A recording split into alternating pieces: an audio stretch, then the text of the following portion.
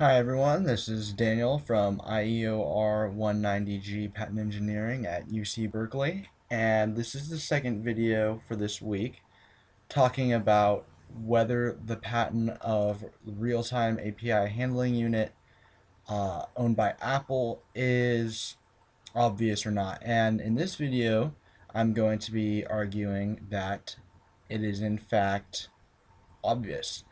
So just a really quick refresher.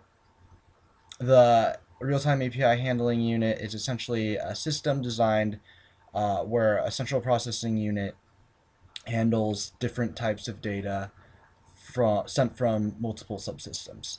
So that's about it. Now, how could this actually be obvious? Well, we know that it could be considered non-obvious because well, really, it's not like this type of system was necessary for anything because the idea of smartphones really wasn't in any sort of practical plan or development for a while. And so data processing systems only dealt with a single type of data. Now, the way this could be obvious is, or to me, is in the context of whether it's obvious to try or not. So it may not have been an obvious idea to think of, but if someone was to essentially test this system and say, hey, what would happen if I tried to handle multiple types of data through a plurality of subsystems with this central processing unit? Then you could almost certainly expect that they would have a complete result, an expected result.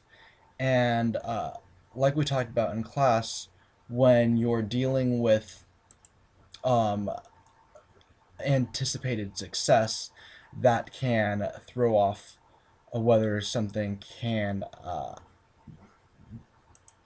fulfill the obvious clause or necessity within a patent. And so I think this is one of the stronger arguments against it because really there's no way to even. I mean, to me, part of envisioning the system requires um, the knowledge of its success. It's because it's a system and not an actual um, invention of a device, it makes it much easier to predict its success. All right, well, that's all for this week. Thank you, and I'll see you next week.